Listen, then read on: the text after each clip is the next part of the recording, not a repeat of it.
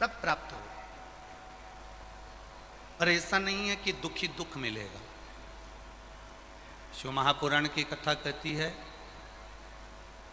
जैसे दिन होता है, रात होती है, धूप होती है, छाँव होती है, उसी तरह सुख होता है, दुख होता है।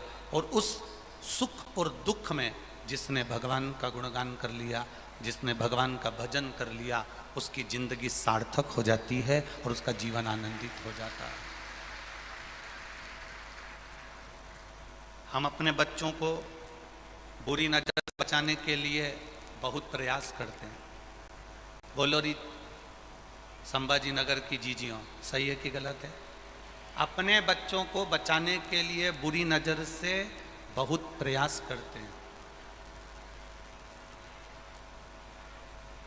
हमने बच्चों को बुरी नजर से बचाने के लिए उसके गले में काला धागा डाल दिया। हमने बच्चों को बुरी नजर से बचाने के लिए उसके हाथ में काली पोत पहना दी। हमने बच्चों को बुरी नजर से बचाने के लिए उसके पांव में काला धागा बांध दिया। अपने बच्चे को संगत से बचाना जरूरी है। बुरी नजर से हमने बच्चों को बचा लिया, बुरी नजर से हमने बच्चों को रोक लिया, और बुरी संगत में अगर हमारा बेटा चले गया, बुरी संगत में हमारी बेटी चली गई, बुरी संगत में हमारा परिवार का कोई व्यक्ति चले गया, तो बुरी नजर से बचाने से फायदा कौन सा हुआ? बुरी नजर से बचाने के लिए गले में काला धागा बांधा जाता है, हाय चंद्रमा पहनाया जाता है। बुरी नजर से बचाने के लिए हाथ में काली पोत बांधी जाती है। बुरी नजर से बचाने के लिए पाँव में काला धागा बांधा जाता है। पर मेरा निवेदन है, बुरी संगत से बचाने के लिए बच्चों के गले में एक रुद्राक्ष अवश्य पहना देना चाहिए, तो वो बुरी संगत से बचे।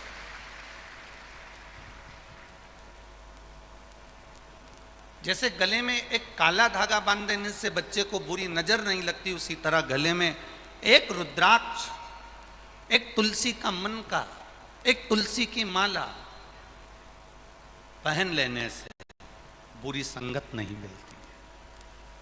बुरी संगत, हमारा बच्चा बुरी संगत से बच सकता। पहले भी कहा, फिर कहते हैं, सुंदरता होगी तो लुच्चों की नजर होगी। आप अगर सुंदर हो तो लुच्चों की नजर आप पर है। सुंदरता होगी तो लुच्चों की नजर होगी। गले में चेन होगी तो चोर की नजर होगी, और गले में अगर रुद्राक्ष होगा तो मेरे महादेव की नजर होगी। ये निश्चित है।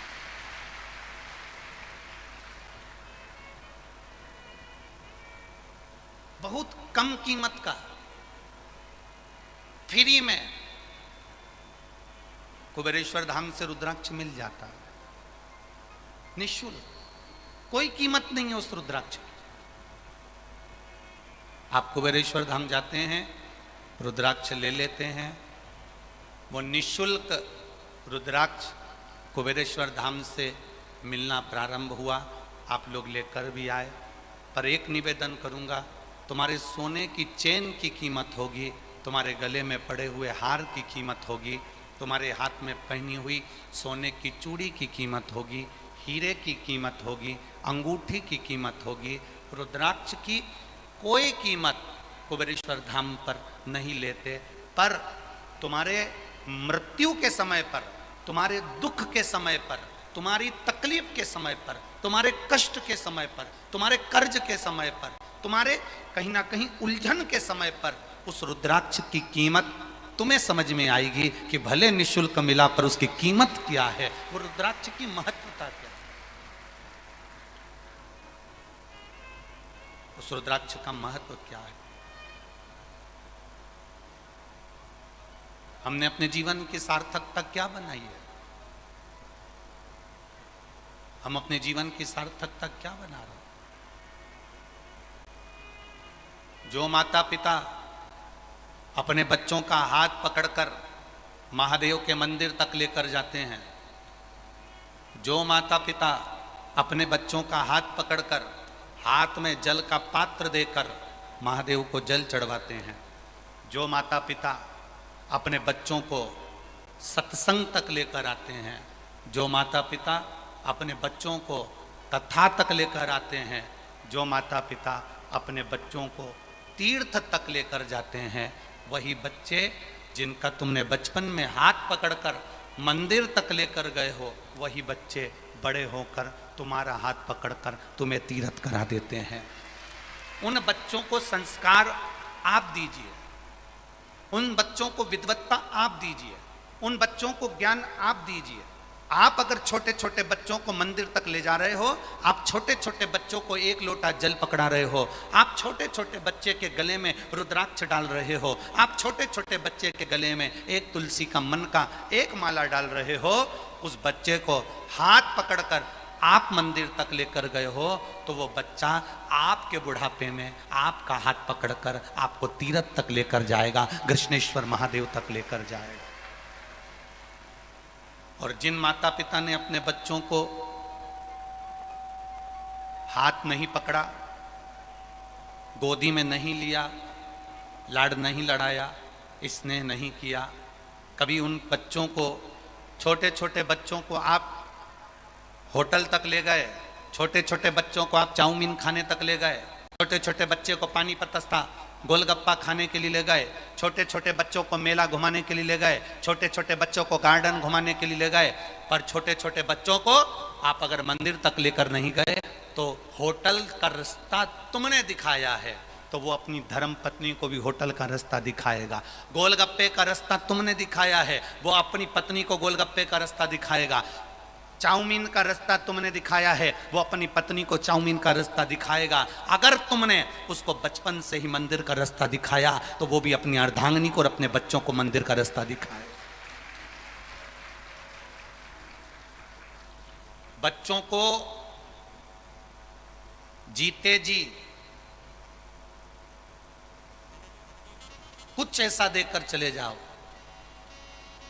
कि उसके पास में अगर मरने के बाद, तुम्हारे मरने के बाद कुछ नहीं भी हो, परिवार भी अगर साथ छोड़ दे, रिश्तेदार भी अगर साथ छोड़ दें, कुटुंब वाले भी अगर साथ छोड़ दें, नातेदार भी अगर साथ छोड़ दें, तो बचपन से बच्चे का हाथ महादेव के हाथ में पकड़ा कर चले जाओ तो वो हाथ नहीं छोड़ेगा, ये निश्चित था।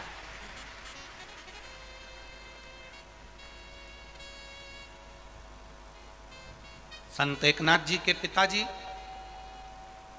संत एकनाथ जी की माता जी, जो भगवान की अविरल भक्ति में डूबी रहती थीं, उन्होंने अपने बच्चों को सबसे पहला अगर गुण दिया था, एकनाथ जी को सबसे पहला अगर गुण अपने माता पिता ने अपने बच्चे संत एकनाथ जी को दिया, तो वो गुण दिया था कि क्रोध मत करना,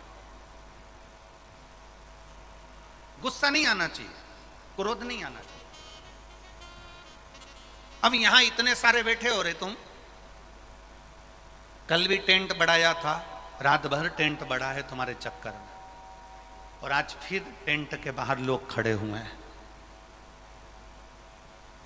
अब ये ग्राउंड में जगह है कि नहीं है, पहले वो देखना पड़ेगा। इतने सारे बैठे हो,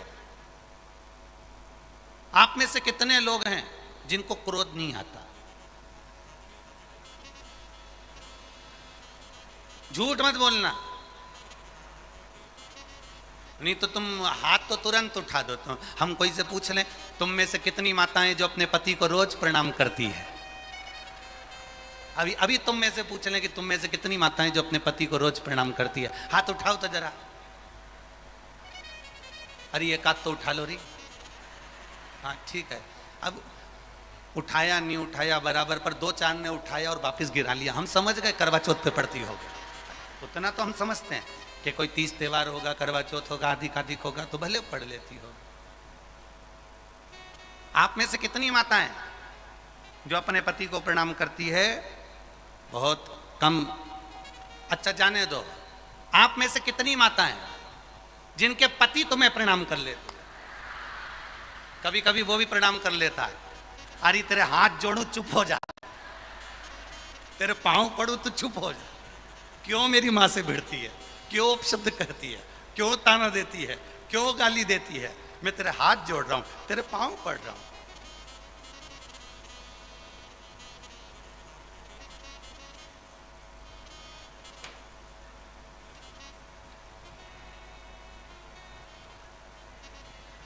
कल एक भाई ने पत्र लिखा, वो पत्र हम जायसवाल जी के यहाँ, प्रदीप जी जायसवाल जी के यहाँ ठहरे हुए हैं ना, विधायक जी के यहाँ, तो वहाँ पर वो पत्र रखा है। अगर उनकी बहुएं कहेंगी तो हम दे देंगे वो। तो पत्र नीचे आया और पत्र कार्यकर्ता लेकर शाम को जब ऊपर आए तो वो पत्र लेकर आए। उस पत्र में एक भाई ने लिखा था, गुरुजी हम सब नवयुवक लड़कों की तरफ से आपको धन्यवाद, जो हम नहीं कह पाते हैं वह आप व्यासपीठ से कह देते हो।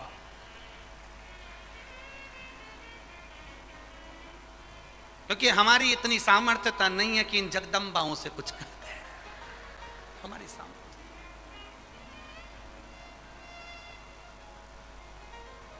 क्रोध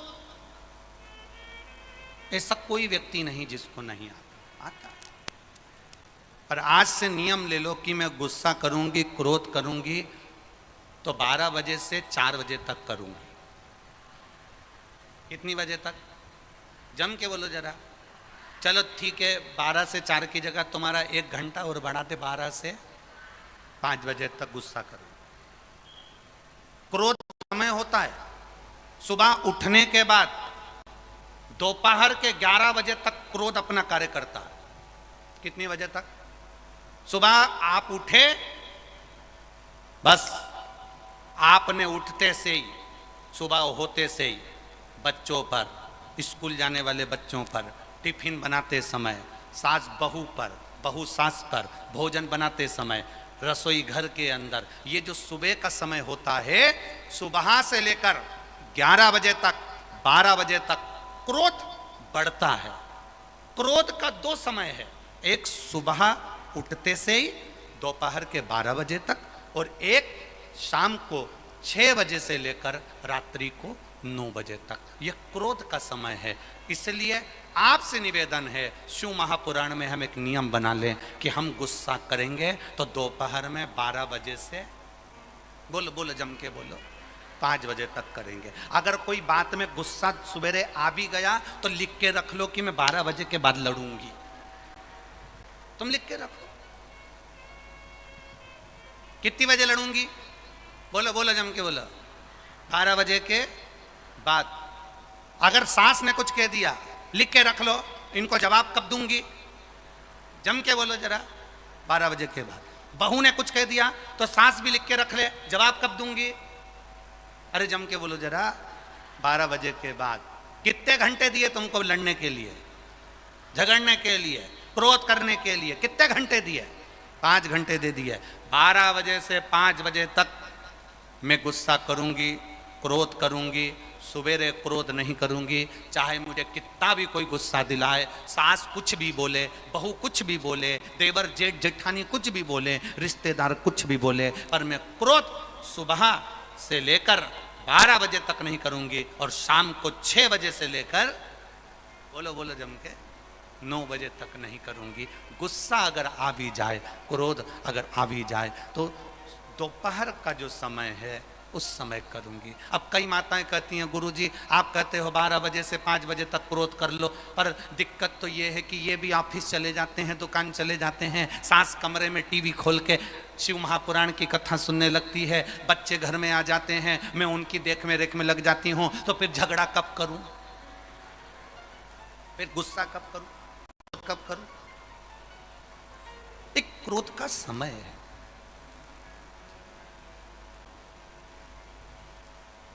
बनाओगे क्या नियम कि नहीं बनाओगे?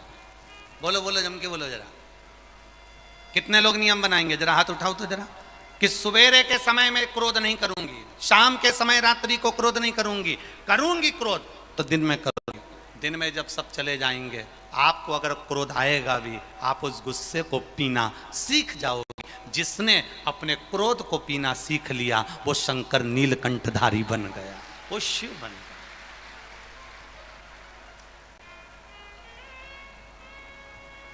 एक बात कहना चाहेंगे, अगर आपको बुरी ना लगे तो, लगेगी तो नहीं?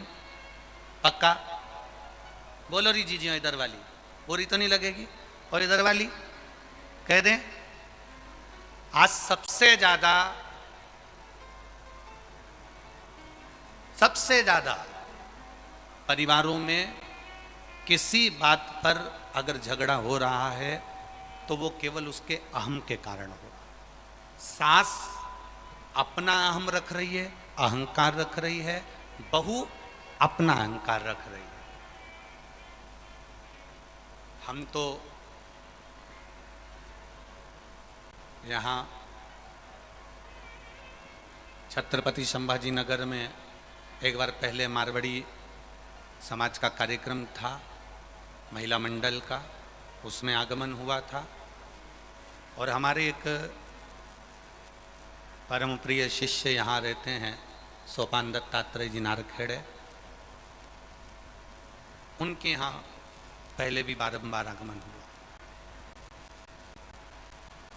अब महाराष्ट्र की पावन धरा पर पहले भी बारंबार आगमन हुआ, परंतु हमारा केवल इतना सा निवेदन है कि अपने क्रोध को संयमित रखिए। क्रोध को जिसने अपने क्रोध पर संयम कर लिया वो स्वयं महादेव का स्वरूप होगा। स्वयं महादेव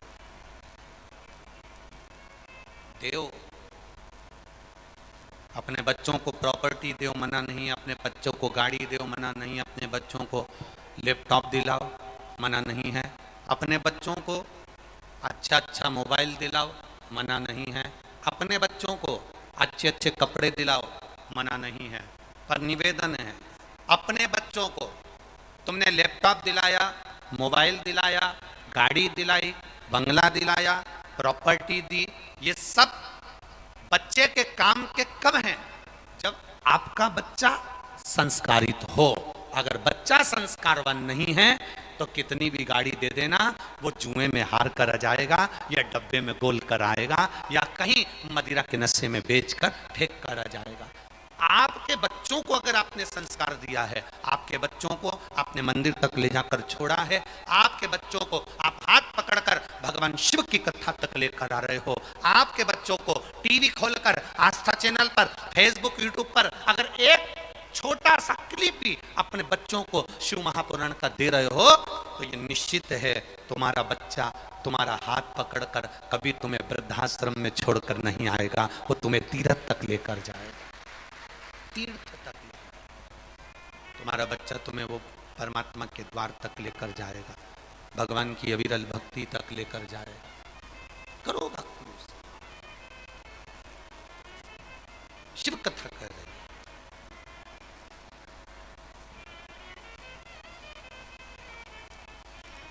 अपनी जिंदगी को ठीक तरह से जीना सीख लो। शंकर भगवान माता पार्वती जी से एक शब्द कहते हैं, माँ जगत जननी जगदम्बा से एक शब्द कहते हैं। शिव जी माँ पार्वती जी को एक बात हमेशा कहते आए हैं, सुनो पार्वती, विषम परिस्थिति में भी, पार्वती विषम परिस्थिति में भी जो मुस्कुराना सीख जाता है, विषम परिस्थिति में भी जो मुस्कुराना सीख जाता है, पार्वती जी सुनो, फिर वो अपनी जिंदगी में कभी मुड़कर नहीं देखता, वो आगे बढ़ना अपने आप सीख जाता।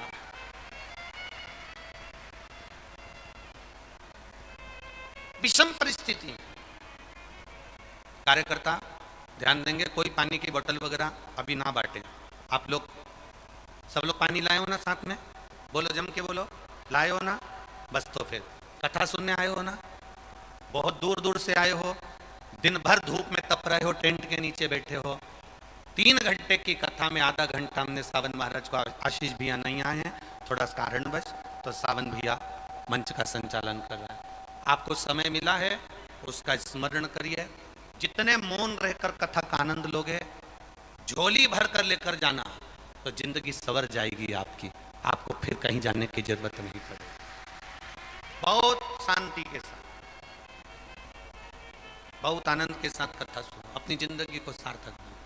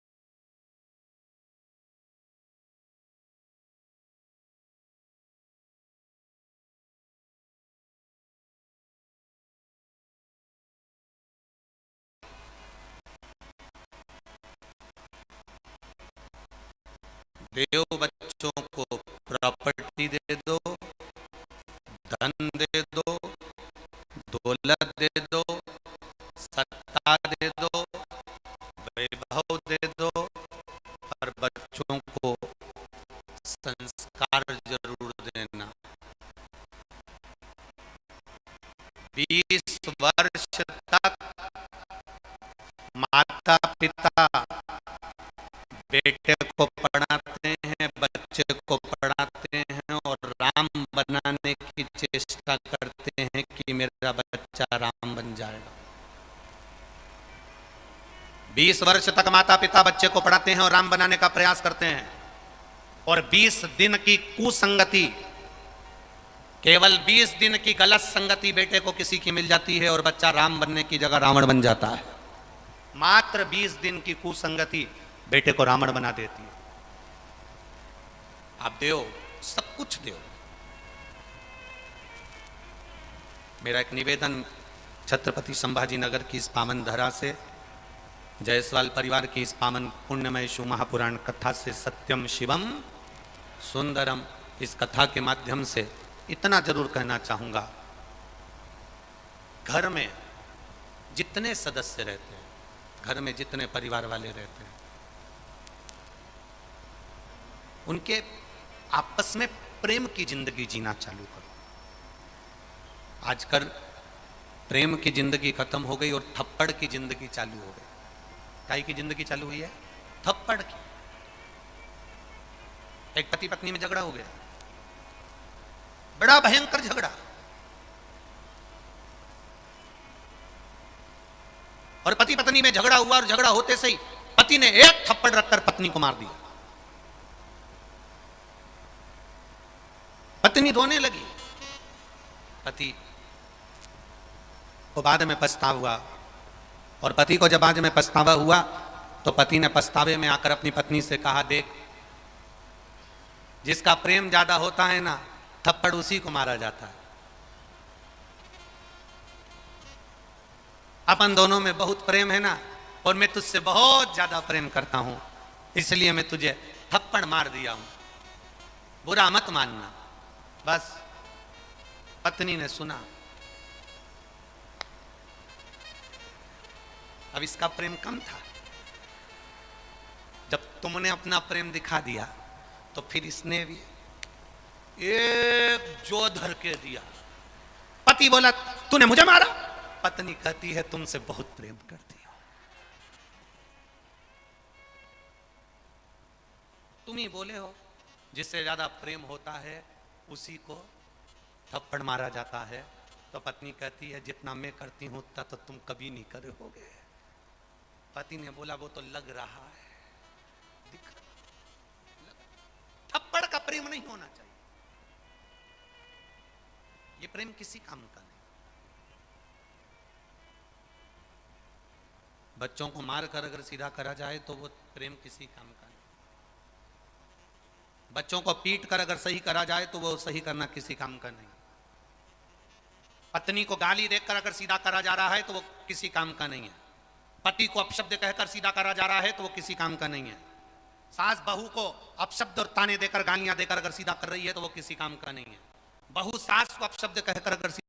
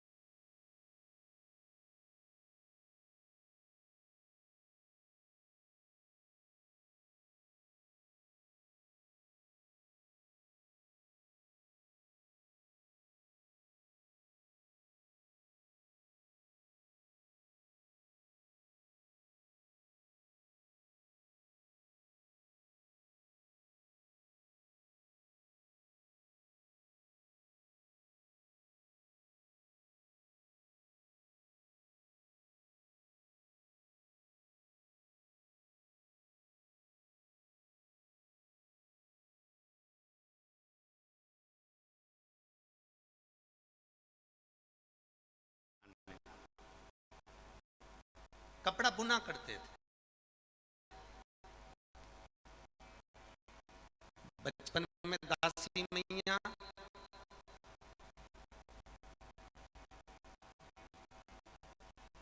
जब 8 वर्ष के थे, मिट्टी को इकट्ठा करते, उसको गीला करते, उसका शिवलिंग बनाते और उसकी पूजन करते।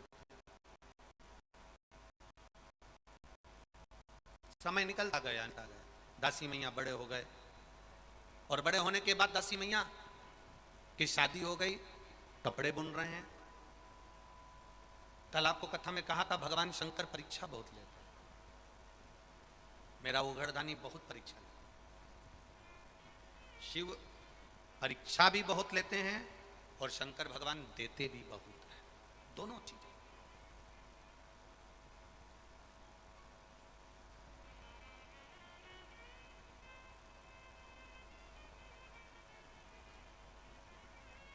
जब देगा मेरा भोलेनाथ, छप्पर फाड़ कर देगा। एक पत्र आया, देखिए।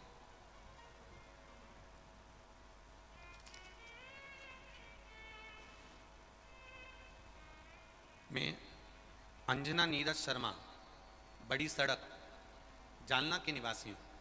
बैठी हो तो हाथ हिला सकती हैं। मैं अंजना नीरज शर्मा, बड़ी सड़क, जालना की निवासी हूं। मेरी बेटी का नाम नेहा नीरज शर्मा, जालना। कहीं बैठी हो तो हाथ हिला सकती हैं, जहां कहीं भी बैठी हो अपने दोनों हाथ हिला सकती हैं। गुरुदेव, शिव महिमा का क्या बखान करूं। आप लोग भी आस्था चैनल के माध्यम से पत्र को पढ़ लिया करो, और जितने लोग एलईडी के सामने बैठे हैं वो भी पत्र को पढ़ सकते हैं, पत्र को पढ़ सकते हैं। कहीं बैठी हो अंजना नीरज शर्मा तो हाथ हिला सकती हैं। मैं शिव जी की महिमा का क्या वर्णन करूं गुरुदेव। मेरी बेटी जिसने सीए फाइनल की परीक्षा दे रही थी पर परिणाम अच्छे नहीं आ रहे थे, मेरी बेटी ने सीए फाइनल की परीक्षा देती रही, परिणाम अच्छे नहीं आए, प्रयास असफल रहे, रिजल्ट ठीक नहीं आता था। हर बार सीए की फाइनल एग्जाम में वो फेल हो जाती थी। बड़ी निराश हो गई। तब गुरुदेव आपकी कथा टीवी के माध्यम से श्रवण करना प्रारंभ करा। मैंने उसे कहा, सियोर वाले महाराज बताया करते हैं पशुपतिनाथ का व्रत का वर्णन, तू एक काम कर, एग्जाम की तैयारी फिर से कर। बेटी कहती है, माँ अब मुझे एग्जाम नहीं देना क्योंकि मैंने देकर देख लिया, रिजल्ट नहीं आ रहा, बार बार रुक जा रही हूं, इसलिए अब मैं एग्जाम नहीं दूंगी। तू एक बार वापिस तैयारी कर। लोग क्या कहेंगे, माँ बार बार फेल हो रही हूं, अच्छा नहीं है माँ, एक बार वापिस एग्जाम तो। तब पशुपतिनाथ का व्रत करना प्रारंभ किया, 1 लोटा जल महादेव को चढ़ाना प्रारंभ करा। एग्जाम का जब समय आया तो एग्जाम में जाते समय मेरी बेटी को मैंने कहा कि शहद को बेलपत्र पर लगाकर बाबा को समर्पित कर, बाबा तेरी सुनेगा, विश्वास रख, पढ़ाई पूरी कर और 1 बेलपत्र समर्पित कर। मेरी बेटी एग्जाम देने के लिए गई, 1 बेलपत्र पर शहद लगाकर शिव जी को चढ़ाकर शंकर भगवान को समर्पित कर कर गई। 10 जनवरी 2023 को मेरी बेटी ने सीए का फाइनल एग्जाम पास कर लिया। मैं बाबा को प्रणाम करने के लिए आई हूं। ये शिव तक, ये उघड़ी शंभु।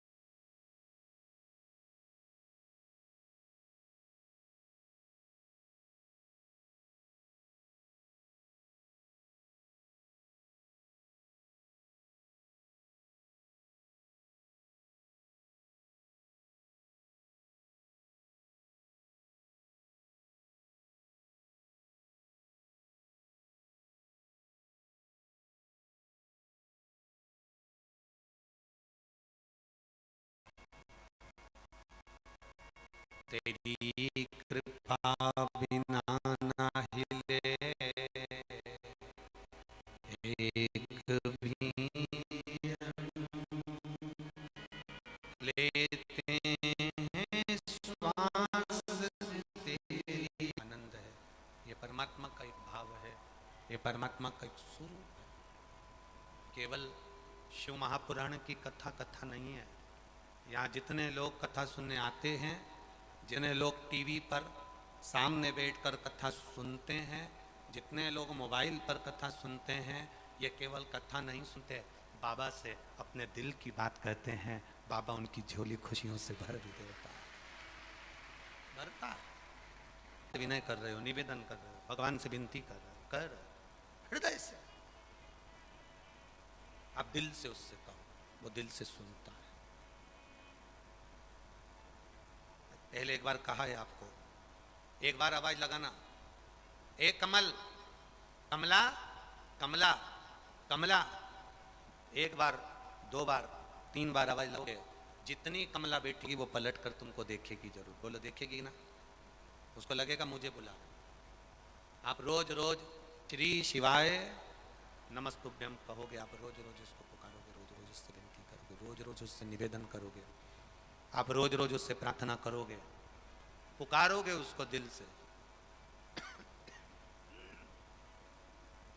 आप रोज रोज उससे दिल से प्रार्थना करोगे, निवेदन करोगे, पुकारोगे उसको, सुनेगा।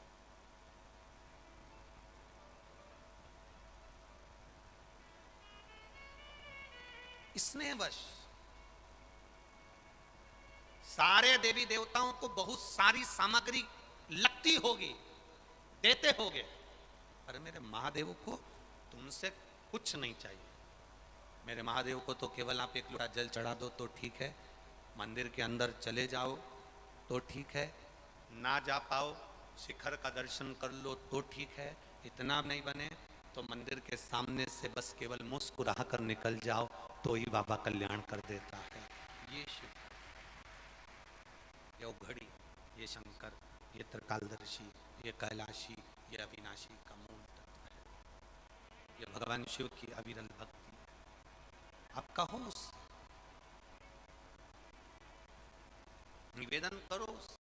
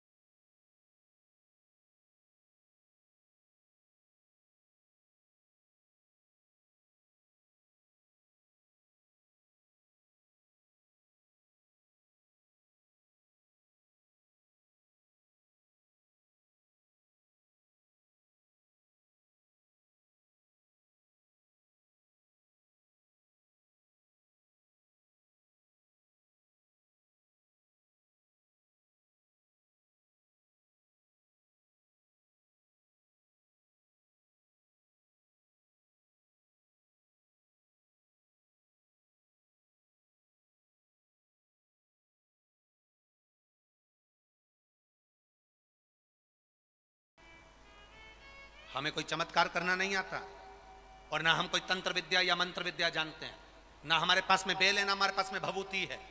हमारे पास में तो केवल शिव का नाम है। आप श्री शिवाय नमस्तुभ्यम बोलो, ओम नमः शिवाय बोलो, नमः शिवाय बोलो, चाहे महामृत्युंजय मंत्र बोलो, उसका स्मरण करते करते भगवान शंकर के शिवलिंग पर जल, और उसी पात्र में जो जल तुमने शंकर जी को चढ़ाया है उसमें से बचा हुआ थोड़ा सा जल बेलपत्री के पेड़ के नीचे चढ़ाना प्रारंभ कर दो। अलग से बेलपत्री के पेड़ के नीचे चढ़ाने के लिए अलग से लोटा भर के जल जरूरत नहीं पड़ेगी। जो तुमने शिव जी को जल चढ़ाया, जो तुमने देवादिदेव महादेव को जल चढ़ाया, बस उसी पात्र का जल शंकर जी को चढ़ाओ, उसमें से बचा हुआ थोड़ा सा जल बेलपत्री के वृक्ष के नीचे चढ़ाना प्रारंभ करना। कौन सा बेलपत्री का वृक्ष? जिसकी छाया आपके ऊपर आ रही। शिव महापुराण बड़ी सुंदर बात कहता है, ध्यान दीजिएगा। जिस बेलपत्री का पौधा तुम्हारे सिर का, और ये दोनों हाथ ऊपर कर लो, अपन खड़े हुए और खड़े होकर दोनों हाथ ऊपर करें, इतना बड़ा बेलपत्री का पौधा है, उस बेलपत्री के पौधे की पत्ती को कभी तोड़कर शंकर जी को नहीं चढ़ाना चाहिए। ध्यान रखना, कितना बड़ा पौधा। आप खड़े हो जाओ और खड़े होने के बाद आपका हाथ ऊंचा कर लेना। इतना बड़ा पौधा है, उस पौधे की पत्ती बेलपत्री को तोड़कर शंकर भगवान को कभी नहीं चढ़ाना। शंकर भगवान को उस बेलपत्री को, उस वृक्ष की पत्ती को तोड़ना चाहिए जो वृक्ष तुम्हारे हाथ से थोड़ा सा ऊंचा हो, जिसके लिए तुम्हें हाथ और ऊंचा करना पड़ रहा हो।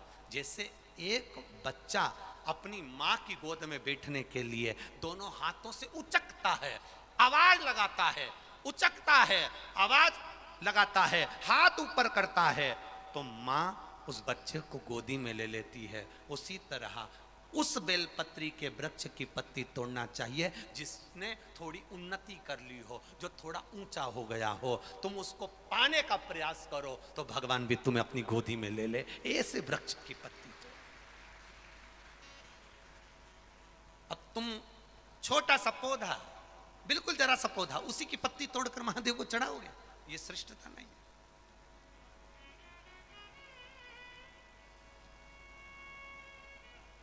छोटा सा पौधा है, उसकी पत्ती को तोड़कर आप चढ़ा रहे हो महादेव को, उसमें श्रेष्ठता नहीं है। वो छोटा है, जो बड़ा, जिसकी छांव तुम्हारे सिर पर आ जाए, आशीर्वाद जिसका तुम्हारे सिर पर आ जाए, उसके नीचे जाओगे, उसके नीचे आराधना करोगे तो थोड़ा सुख का भान होगा। जो छोटा पौधा है उसको बड़ा करने का प्रयास करो, और जो बड़ा है उसके नीचे जो शिव जी को एक लोटा जल चढ़ाया, बाद में वो जल ले जाकर आपने बेलपत्री के पेड़ के नीचे समर्पित करा, शंकर भगवान को दिया, और फिर बेलपत्र को समर्पित करा, उसका भक्ति, उसका स्नेह, उसका स्मरण सुख प्रदान करेगा, आनंदता देगा, आनंदता प्रदान करेगा। हम कई गलतियां करते हैं, हमको स्मरण नहीं हो पाता। आप में से कई माताएं ऐसी होगी, छोटे छोटे पौधे की पत्ती तोड़कर शिव जी को चढ़ा दी, और बाद में कह रही होगी हमने पशुपति व्रत करा, भगवान ने हमारी क्यों नहीं सुनी। कारण होता है, कुछ तो कारण होगा ना।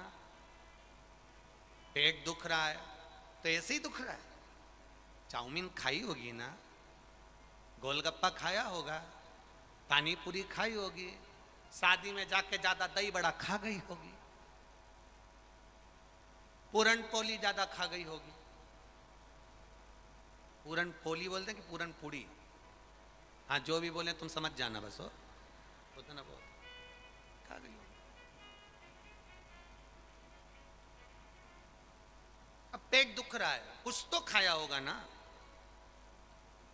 पशुपति व्रत कर रही है, बाबा ने नहीं सुनी, कुछ तो कारण होगा ना।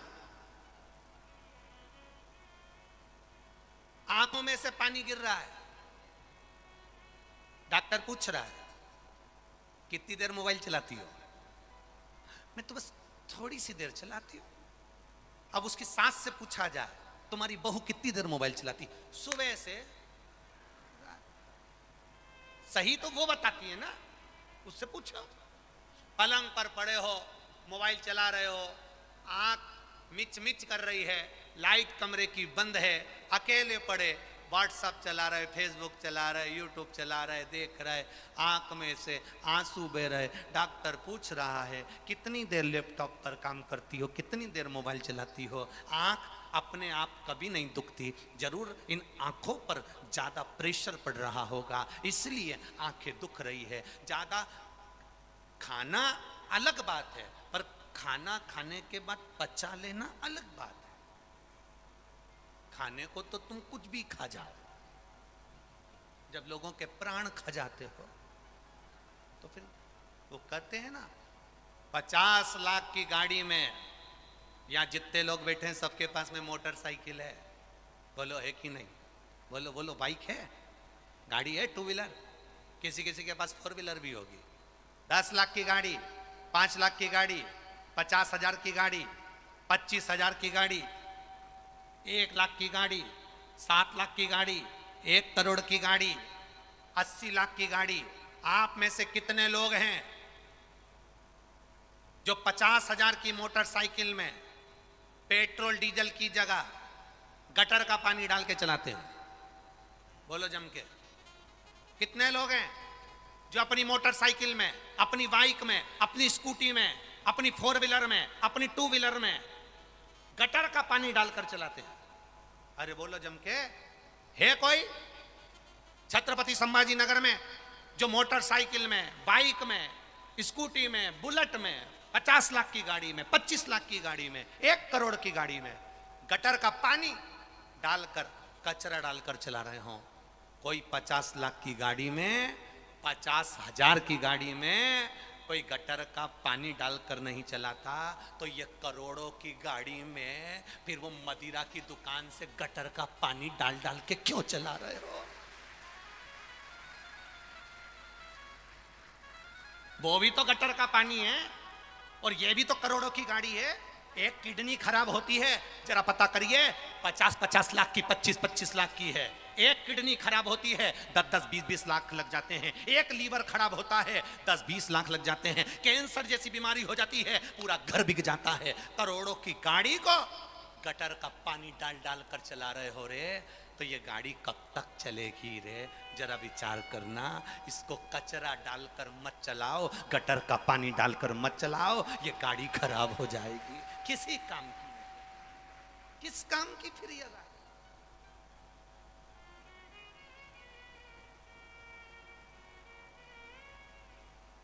कथा में बैठे हो तो भी कचरा मुंह में घुसेड़ रहे हो। तो कथा में बैठे बैठे भी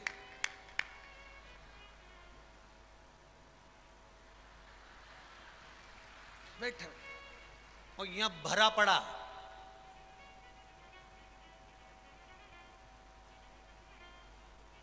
बिल्कुल नहीं बोल रही है, पड़ोसन खूब बोल रही।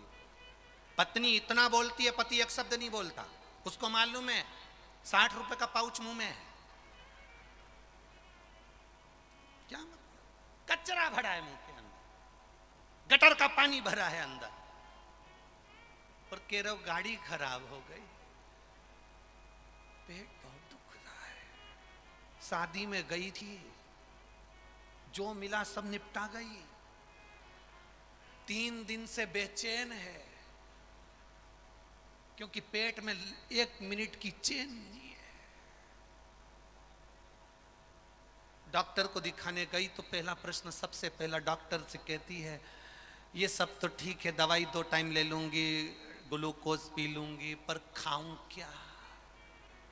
डॉक्टर भी बोला ये खाने के चक्कर में ही तो हुआ है, 2 दिन मत खा। वो 2 दिन नहीं खाती है, पर सबके प्राण खा जाती है। 2 दिन नहीं खा। एक दिन आता है एकादशी का, एक दिन मात्र एकादशी का, एक दिन पलंग पे से नहीं उठ पाती है। पति पूछता है इतनी सुस्त दिख रही, आज एकादशी है, कुछ खाया नहीं। सुबेरे से साबूदाने की खिचड़ी खाई थी, थोड़ी सी चिप्स और पपीता रखा था आधा किलो। फिर दोपहर में 4 बजे में जब थोड़ी सी लेट कर उठूंगी तो मैंने फ्रिज में थोड़ा सा आइसक्रीम जमा दिए और आधा किलो सेव फल, 1 दर्जन केला, 5 संतरा, थोड़ा सा मौसम्बी सब रखा है, 4 बजे खा लूंगी। रात को क्या खाएगी? 2 किलो दूध की रबड़ी बनाई है और राजगीरे की आटे की पूड़ी, वो क्या बोलते हैं तुम्हारे यहाँ, कुट्टू का आटा, जो भी बोलते हो, और भगर मोरधन बना के खा लूंगी। पति भी हाथ जोड़कर बोला, ऐसा व्रत मत करा कर, तेरा वजन कम हो जाएगा, क्योंकि उसको मालूम है इतना खाएगी तो वजन कम होगा कि बढ़ेगा। क्या मतलब? कई परिवार ऐसे हैं जो खाने के भी लाले पड़े हुए हैं, बच्चों की अच्छी एजुकेशन नहीं हो पा रही है, दुखी हैं, कष्ट में। 2 जगह पर जल चढ़ाना प्रारंभ कर दो। पहला, जम के बोलो, शंकर भगवान के शिवलिंग पर। दूसरा, उसी जल को बचाकर बेलपत्री के वृक्ष के 2 जगह पर जल चढ़ाना पड़ा। चढ़ाओ 2 जगह जल और बड़े भाव से निवेदन कर चढ़ाओ भक्ति के साथ।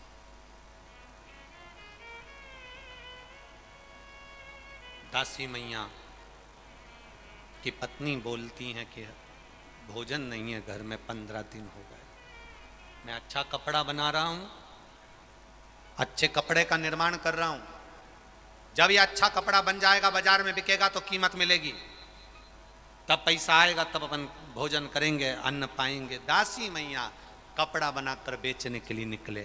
परीक्षा परीक्षा होती है, शिव शिव होता है। शंकर भगवान, देवता तुम्हारे ललाट पर, तुम्हारे भाग्य में जितना लिखा होगा देवता उतना देते हैं, और मेरा महादेव जब भी देता है छप्पर फाड़ कर देता है। छप्पर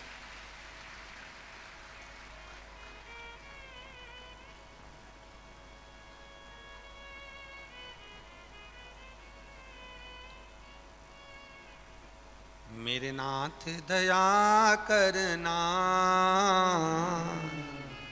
मैं तेरे भरोसे, मेरे बाबा दया करना,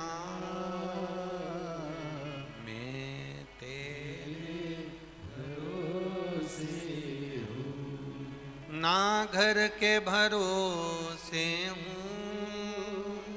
आप भी बोलिए, देवाधिदेव महादेव के सामने बोलिए, ना घर के भरोसे हूँ, ना परिवार के भरोसे हूँ, ना घर के भरोसे हूँ, ना परिवार के भरोसे हूँ, मेरे बाबा दया करना, मैं तेरे भरोसे हूँ, मैं तेरे भरोसे हूँ, ना इनके भरोसे हूँ, ना उनके भरोसे हूँ, ना इनके भरोसे हूँ, ना उनके भरोसे हूँ, मेरे बाबा दया करना, मैं तेरे भरोसे हूँ, मेरे माँ बाबा दया करना,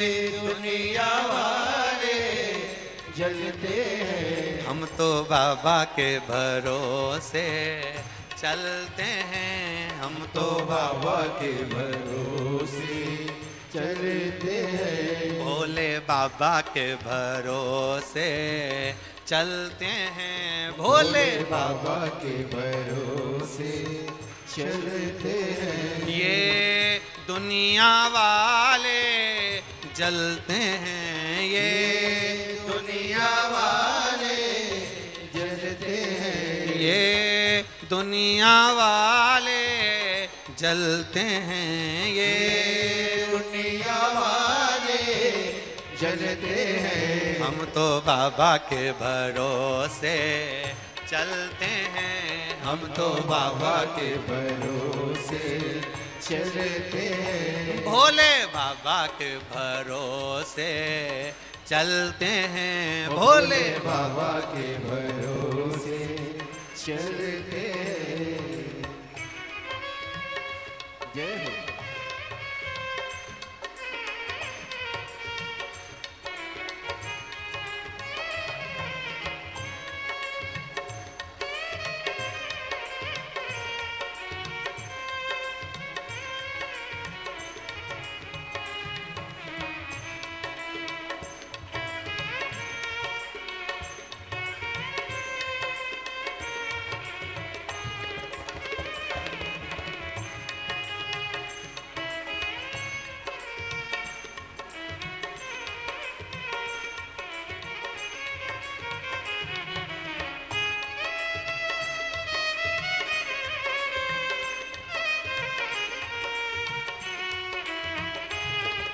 बोले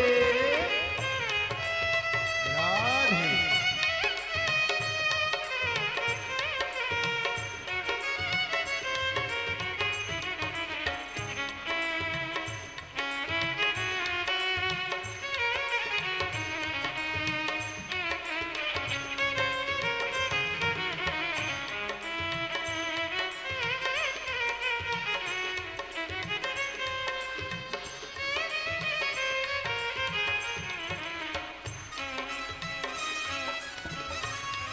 राधे।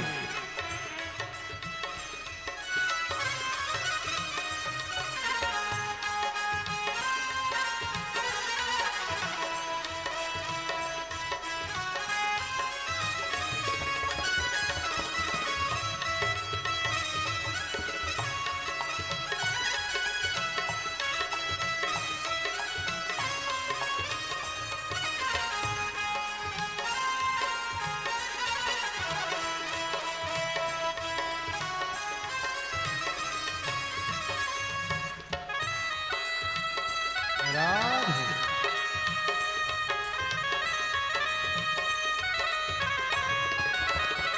हरि बोल।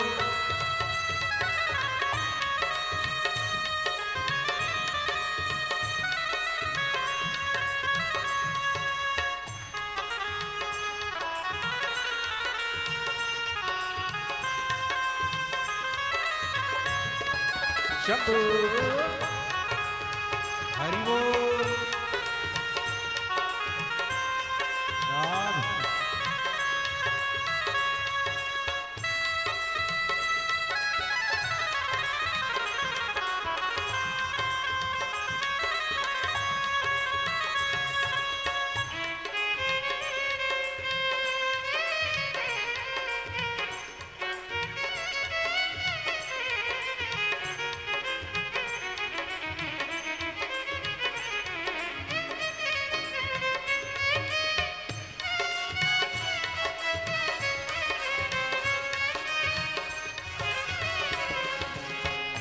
बाबा ने हमको चलना सिखाया, बाबा ने हमको चलना सिखाया, बाबा ने हमको चलना सिखाया, बाबा ने हमको चलना सिखाया, सब भक्तों से मिलना सिखाया, सब भक्तों से मिलना सिखाया, सब भक्तों से मिलना सिखाया, सब भक्तों से मिलना सिखाया। हम तो सीना तान के चलते हैं, हम तो सीना तान के चलते हैं, हम तो बाबा के भरोसे चलते हैं, हम तो बाबा के भरोसे चलते हैं। ये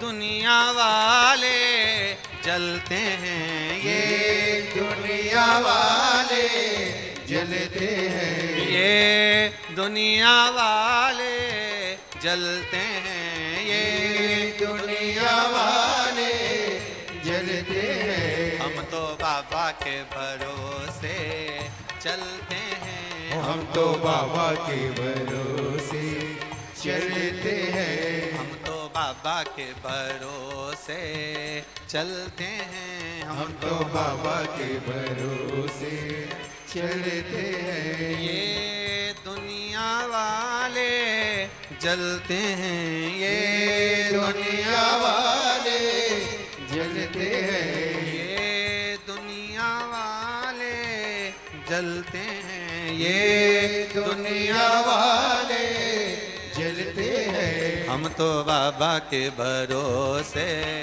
चलते हैं, हम तो बाबा के भरोसे चलते हैं। हम तो बाबा के भरोसे चलते हैं, हम तो बाबा के भरोसे चलते हैं।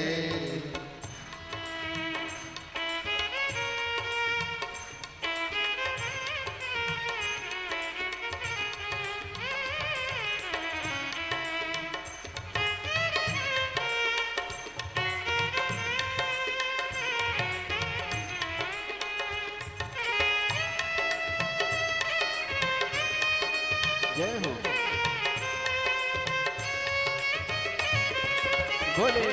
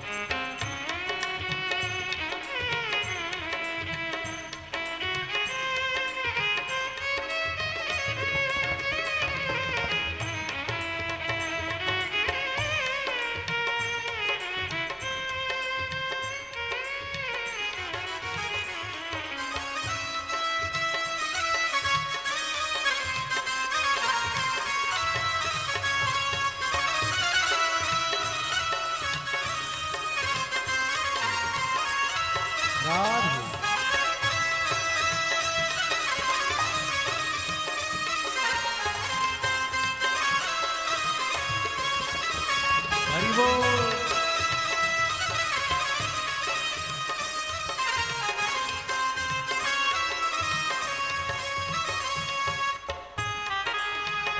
हरि बोल।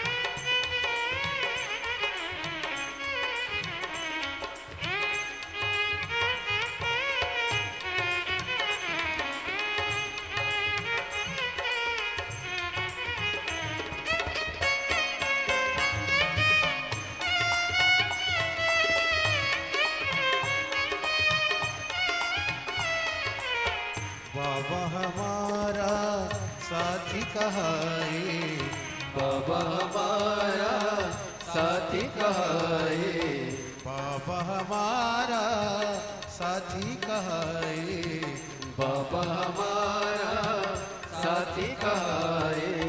वन के सहारा नाती कहाए, वन के सहारा नाती कहाए, वन के सहारा नाती कहाए, वन के सहारा नाती कहाए। हम तो इनके भरोसे पलते हैं, हम तो इनके भरोसे पलते हैं। ये दुनिया वाले जलते हैं, ये दुनिया वाले जलते हैं, ये दुनिया वाले चलते हैं ये दुनिया वाले जलते हैं। हम तो बाबा के भरोसे चलते हैं। हम तो बाबा के भरोसे चलते हैं। भोले बाबा के भरोसे चलते हैं। भोले बाबा के भरोसे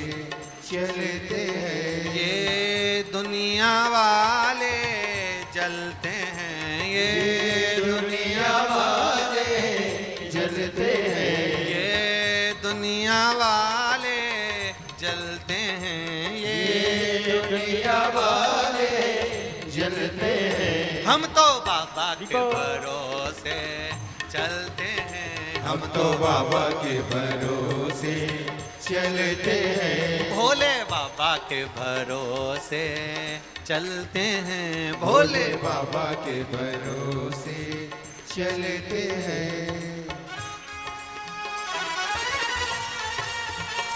राधे हरि बोल।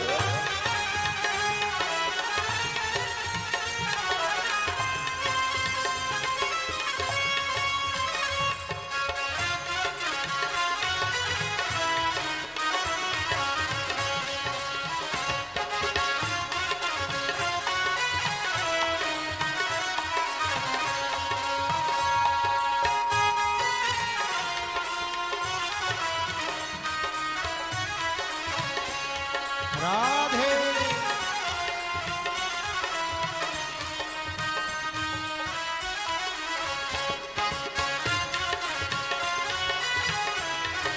जय हो।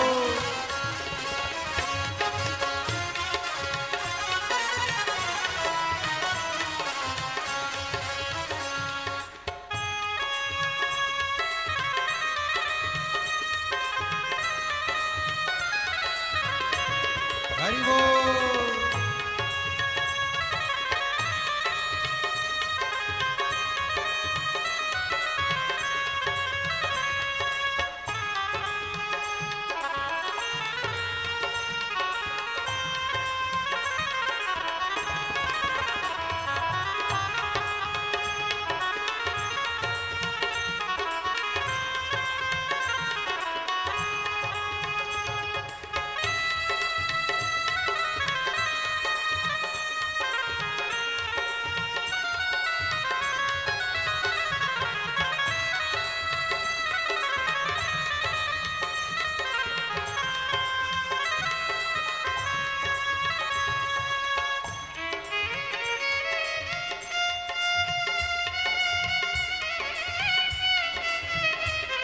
राधे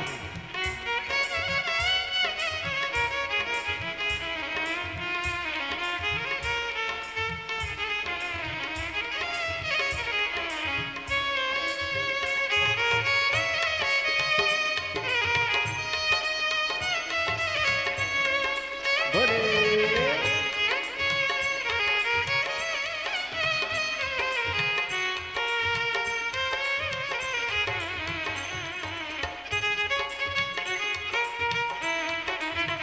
राधे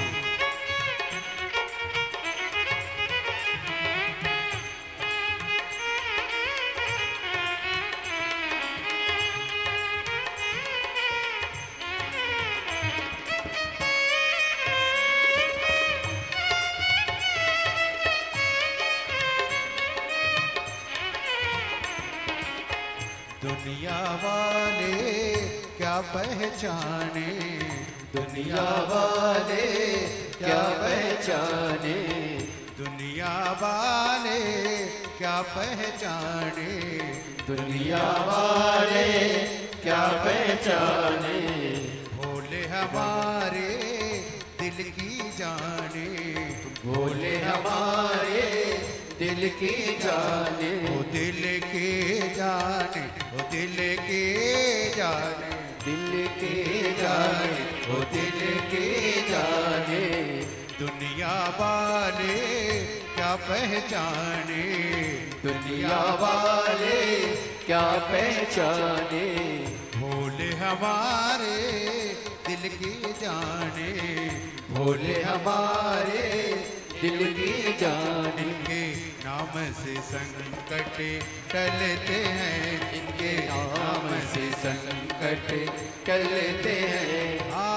दुनिया वाले जलते हैं हो, दुनिया वाले जलते हैं, हाँ दुनिया वाले जलते हैं, हाँ दुनिया वाले जलते हैं। हम तो बाबा के भरोसे चलते हैं, हम तो बाबा के भरोसे चलते हैं, भोले बाबा के भरोसे चलते हैं, भोले बाबा के भरोसे चलते हैं। डमरू वाले के भरोसे चलते हैं, डमरू वाले के भरोसे चलते हैं, सीहोर वाले के भरोसे चलते हैं, सीहोर वाले के भरोसे चलते हैं। भोले बाबा के भरोसे चलते हैं, भोले बाबा के भरोसे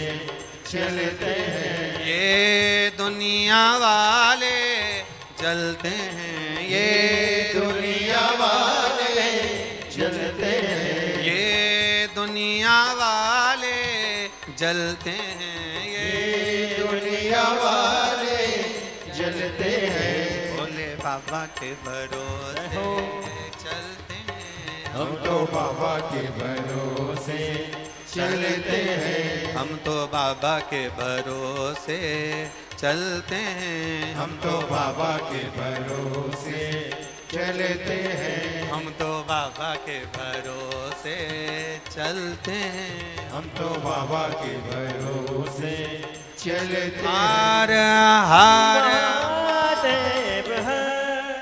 अपने स्थान पर बैठकर भगवान शिव से प्रार्थना करिए दिल से, बाबा देवाधिदेव महादेव से अपने मन की बात भगवान शिव से बैठकर भाव के साथ भगवान शिव से प्रार्थना करिए।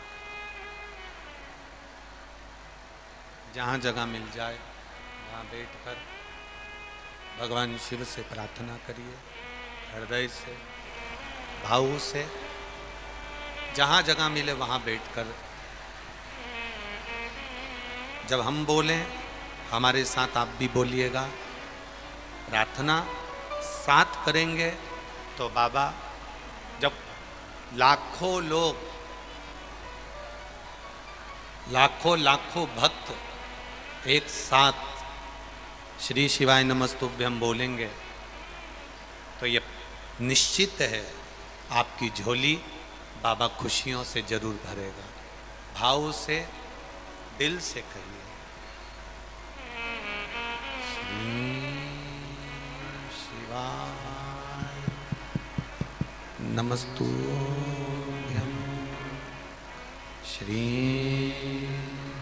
शिवाय नमस्तुभ्यम,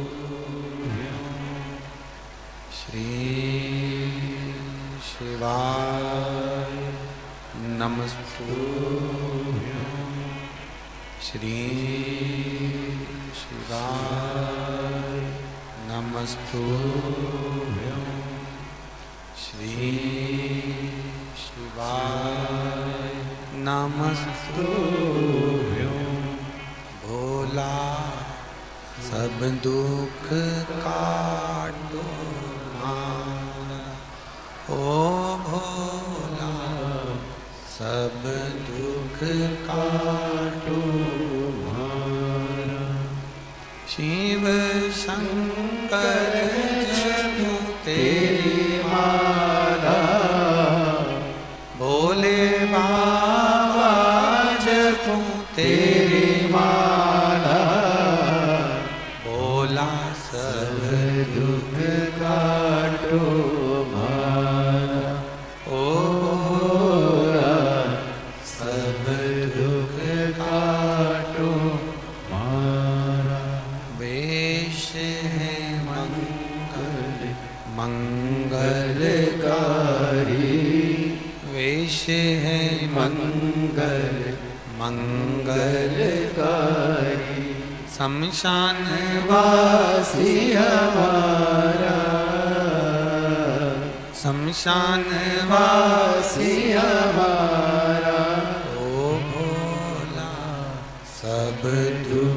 काटो मारा, ओ भोला सब दुख काटो मारा। शिव कथा कह रही है। दासी मैया ने जो कपड़ा बनाया, उस कपड़े को जो बहुत अच्छा बनाया उसको बेचने के लिए जा, और दासी मैया जब कपड़ा बेचने के लिए चले, जितने व्यापारियों ने कपड़ा देखा तो उन्होंने एक ही विचार करा कि ये कपड़ा तो इतना महंगा होगा, इतना महंगा होगा, क्योंकि बड़ा सुंदर है। जब इतना सुंदर कपड़ा है तो महंगा भी बहुत होगा। तो किसी ने उस कपड़े की कीमत नहीं पूछी। अब शिव की परीक्षा देखिए। मेरे ओघड़दानी में त्रिकालदर्शी कैलाशी अविनाशी की परीक्षा देखिए। शंभू जब परीक्षा लेता है तो कैसी परीक्षा लेता है वो देखिए। किसी ने कपड़े की कीमत नहीं पूछी, किसी ने कपड़े की कीमत नहीं जानी, क्योंकि सबको लग रहा है कि ये महंगा होगा, बहुत महंगा होगा। दासी मैया उस कपड़े को वापिस कपड़े को कंधे पर डालकर दासी मैया उस कपड़े को लेकर वापिस चल, वापिस आवाज नहीं जा रही उधर। दासी मैया उस कपड़े को लेकर वापिस घर की ओर जाने लगे। जब दासी मैया कपड़े को लेकर जाने, अब इधर का कम कर दिया, उधर का बढ़ाओ, उधर का भी बढ़ाओ, इधर का भी बढ़ाओ। दासी मैया कपड़े को लेकर जब चले, वापिस जा रहे हैं, क्योंकि कपड़े की किसी ने कीमत ही नहीं लगाई, उसका मोल ही नहीं, उसका कोई कीमत ही नहीं लगी। कपड़ा लेकर वापिस चल गए, कपड़ा लेकर वापिस जाने लगे। रास्ते में एक बुजुर्ग, भगवान, कपड़ा लेकर जाने लगे, रास्ते में एक बुजुर्ग, एक बूढ़ा व्यक्ति बैठा हुआ, बुजुर्ग व्यक्ति बैठा, और रास्ते में जब बुजुर्ग व्यक्ति बैठा था, बड़ा ठंड से कांप रहा, बड़ा कांप। अब जब ठंड से वो कांप रहा है,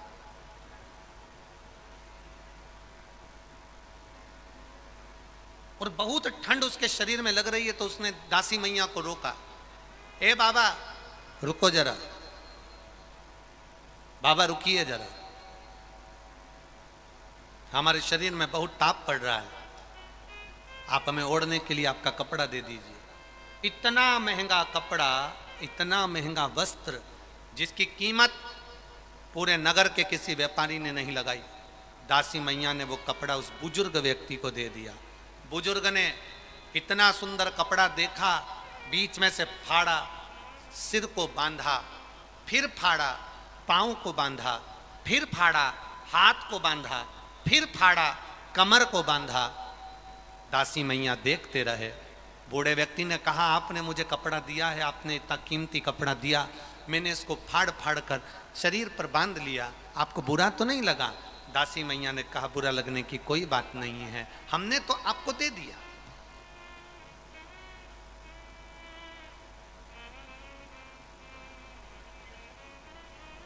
हमने तो आपको दे दिया, अब आप इस कपड़े का क्या करो वो आपके ऊपर है। दासी मैया ने जब बुजुर्ग व्यक्ति को देखा, थर थर कांप रहा है, भूखा है, भोजन भी नहीं है, दासी मैया उस बुजुर्ग व्यक्ति को अपने घर ले गए और घर पर ले जाकर अपनी पत्नी को आवाज लगाकर कहा, ये बहुत भूखा है, इसको भोजन दे दो। धर्म पत्नी ने अपने पति के चरण छूकर कहा, 15 दिन से घर में भोजन नहीं बना, एक अन्न का निवाला अपने घर के अंदर नहीं, एक दाना अपने घर के अंदर नहीं। इस अपने लिए जब भोजन नहीं है तो अपन दूसरे को क्या भोजन देंगे? इसको क्या भोजन, इसको क्या खिलाएंगे, इसको क्या प्रदान करेंगे? जब भोजन अपने पास ही नहीं है, अपने लिए ही नहीं है, जब भोजन अपने पास ही नहीं है, अपने खाने के लिए नहीं है, तो फिर अपन इसको क्या देंगे, क्या प्रदान करेंगे? इसको क्या दें अपन इसको? पति, दासी मैया ने कहा,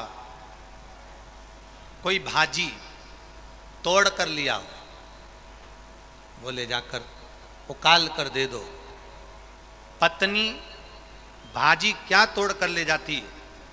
पत्नी एक बेलपत्र के पौधे में से बेलपत्र तोड़ कर ले जा रही थी और वो बेलपत्र उड़ती उड़ती उसके हाथ से वो बुजुर्ग व्यक्ति के ऊपर जाकर गिर गई। जैसे ही बेलपत्र गिरी, मेरा महादेव सामने प्रकट हो गया, मेरा शिव प्रकट हो गया।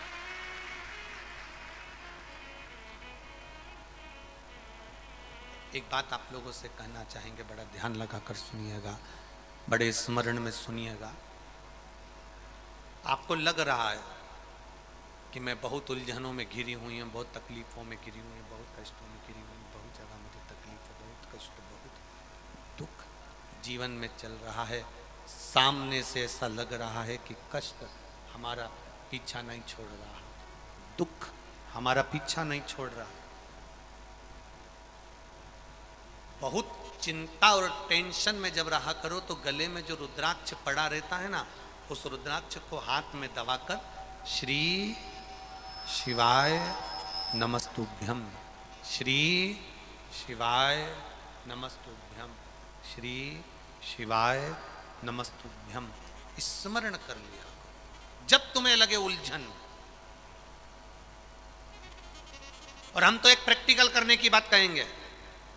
आप अपने व्यापार पर बैठे हो, दुकान पर बैठे हो, दुकान पर बैठे हो, कभी प्रैक्टिकल कर कर देखना कहीं सियोर वाला महाराज झूठ तो नहीं बोल रहा है। प्रैक्टिकल करने में क्या जाता है, करते रहो। प्रैक्टिकल जरूर करना चाहिए। एक महाराज जी प्रवचन दे रहे थे, प्रवचन में कह रहे थे मदिरा नहीं पीना चाहिए, शराब नहीं पीना चाहिए, गटर का पानी है, गंदा पानी है, नाली का पानी है, मत पियो। महाराज जी के पहचान का कोई बैठा था, उठ के खड़ा हो गया। उसने कहा महाराज तू इतनी बड़ी बड़ी बातें कह रहा है, तेरा सग्गा भाई पी के तो नाली में पड़ा है। तू इतना बड़ा बड़ा प्रवचन दे रहा है, तेरा सग्गा भाई पी के गटर में पड़ा है, और तू कह रहा है कि मदिरा नहीं पीना चाहिए, शराब नहीं पीना चाहिए, गंदा नाली का पानी है। महाराज जी को क्रोध नहीं आया। महाराज जी ने कहा भैया देखो, मैं भी कथा कह रहा हूं, वो भी कथा कह रहा है, मैं मुंह से समझा रहा हूं, वो प्रैक्टिकल करके दिखा रहा है। आप मुझसे नहीं समझ सकते तो गटर में पड़े हुए, नाली में पड़े हुए व्यक्ति को देखकर तो समझ सकते हो ना कि मदिरा पीने वाला, नाली का पानी पीने वाला गला पकड़ रहा है बाबू, गटर का पानी पीने वाला गटर में पड़ा हुआ, तुम देखकर तो समझ जाओगे उसको। आप उसको देखकर तो समझ सकते हो ना, आप उसको जानकर तो समझ सकते हो ना। प्रैक्टिकल जरूर करो। जितने लोग बैठे हैं कथा श्रवण करने के लिए, जितने लोग टीवी पर सुन रहे हैं, जितने फेसबुक यूट्यूब पर कथा सुन रहे हैं, उनसे निवेदन करूंगा, आपके गले में अगर रुद्राक्ष है, आप अगर सीहोर के रुद्राक्ष को धारण करते हो, आपके गले में लाल धागे में अगर रुद्राक्ष पड़ा हुआ है, दुकान पर बैठे हो, आधा घंटा हो गया, कोई ग्राहक नहीं, कोई ग्राहक नहीं, आप उस रुद्राक्ष का स्मरण कर कर श्री शिवाय नमस्तुभ्यम, श्री शिवाय, थोड़ा आराम से बोलना, जल्दी जल्दी सब्जी काटते ऐसी मत काट देना, बहुत प्रेम से। आपको लग रहा है ग्राहक नहीं, मेरी दुकान में कोई व्यापार नहीं चल रहा, आज तो दिन भर से बैठा हुआ हूँ, आज कोई काम नहीं लगा, आज कोई तकलीफ आ रही है, बस उस रुद्राक्ष का स्मरण कर कर मेरे शिव का स्मरण करना। क्यों? क्योंकि विद्येश्वर संहिता में, शिव महापुराण की विद्येश्वर संहिता में देव अधिदेव महादेव माता पार्वती से कहते हैं, तुम रुका जी चंचुला देवी से कहते हैं कि भगवान शंकर के नेत्र अश्रु से गिरे हुए, अश्रु से ये रुद्राक्ष का पौधा उत्पन्न हुआ है। ये रुद्राक्ष कोई दूसरा नहीं है। शंकर पार्वती से, माता सती से कहते हैं पार्वती ये मैं रुद्राक्ष के रूप में स्वयं शिव भक्त के साथ रहता है और उसके सम्मुख में प्रकट हो जाता है।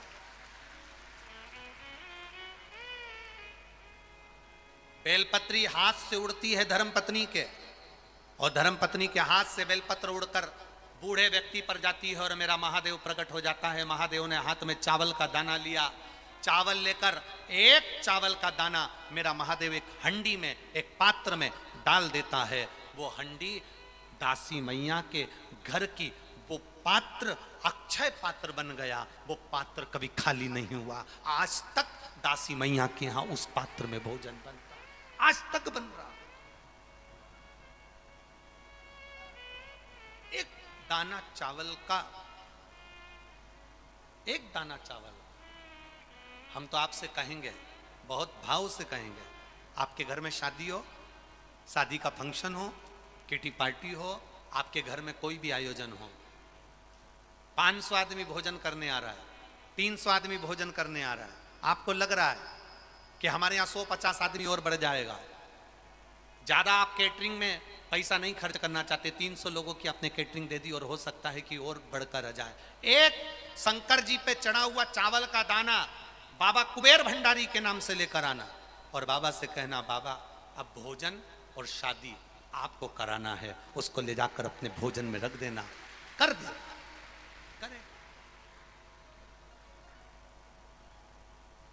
वीरगंज नेपाल में कथा थी, दूसरा देश, दूसरी भाषा, रहन सहन दूसरा। वहां पर जो आयोजक परिवार ने कथा करवाई थी, उनको बड़ी चिंता थी कि इतने लोग आएंगे तो भोजन कैसे होगा। कभी आप वीरगंज में जाना तो वहां पर उन जजमान से मिलकर आना, एक चावल के दाने का महत्व क्या है वो समझा देंगे आपको। हमने केवल इतना कहा था कि एक चावल का दाना कुबेर भंडारी के नाम से शिव को चढ़ाकर उसको लेकर आकर भंडार में रख दो, जितना भोजन रखा है वो भोजन बनता रहेगा और भंडार उतना की उतना ही भरा रहेगा, उससे ज्यादा मिलेगा। और अभी ये जायसवाल परिवार कथा करवा रहे हैं, विधायक जी श्री प्रदीप जी जायसवाल कथा करवा रहे हैं, और प्रदीप जी जायसवाल की अकेले की कथा नहीं, पूरे छत्रपति संभाजी नगर की कथा है ये। प्रदीप भैया, आपके लिए बहुत सारे पत्र आए हैं और इसमें एक दो पत्र आपके ऐसे वर्णन किए हैं लोगों ने,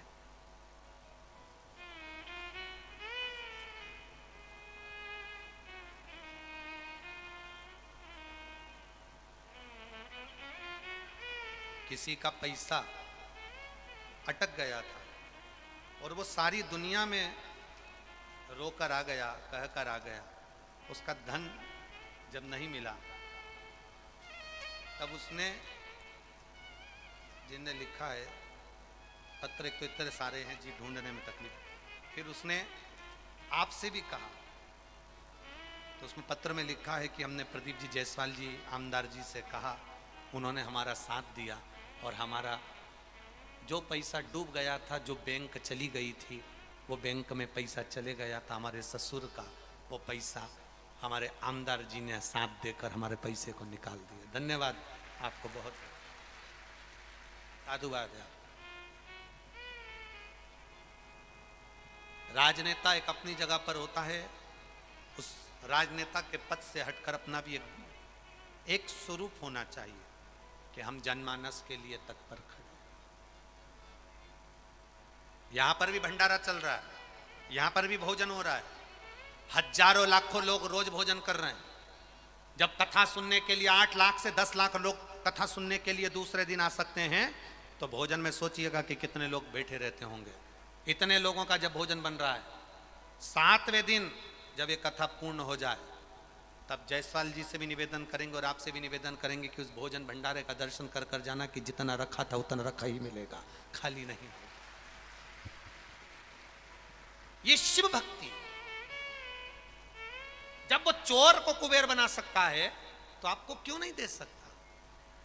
दुकान नहीं चल रही, व्यापार नहीं चल रहा, ग्राहक नहीं आ रहा है, आज कोई काम नहीं है, लग रहा है अपने गले में पड़ा हुआ एक रुद्राक्ष, शिव तत्व का एक रुद्राक्ष, जिसकी कीमत नहीं है, निःशुल्क है,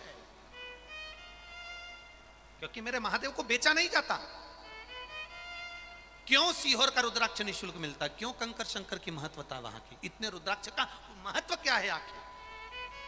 उस रुद्राक्ष की मूलता क्या है आखिर?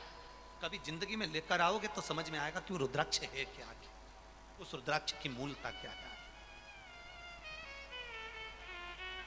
बहुत मिलेंगे, बाजार लगा होगा, रुद्राक्ष बहुत मिल जाएंगे, 100 रुपए का, 50 रुपए का, 5 रुपए का, 10 रुपए का, 500 रुपए का, 1 रुपए का, 2 रुपए का, सब मिल जाए। पर उस मेरे महादेव को बेचा नहीं है। वो महादेव जो तुम्हारे पास में है, बस उसको पकड़कर स्मरण किया जाए, स्मरण, भक्ति का स्मरण। वो कहते हैं ना, जब कोई नहीं आता मेरा बाबा आता है मेरे दुख के दिन।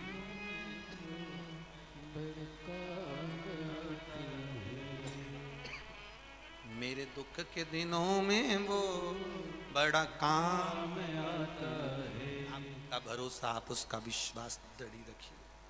जब आप भरोसा दृढ़ रखोगे तो वो आएगा। बेलपत्र उड़ी, दासी मैया की पत्नी के हाथ से बेलपत्र उड़कर जैसी बूढ़े पर गई, बूढ़ा शिव का रूप था जो परीक्षा लेने आया था। एक चावल का दाना हंडी में डाल दिया, वो चावल का दाना ऐसा चला, आज तक दासी मैया के यहाँ से वो चावल के दाने का भंडार खत्म नहीं हुआ। आज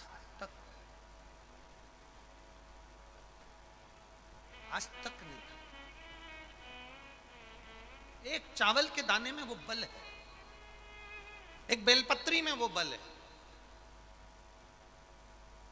गले में पड़े हुए उस रुद्राक्ष में वो बल है, उसका स्मरण हमारे साथ है।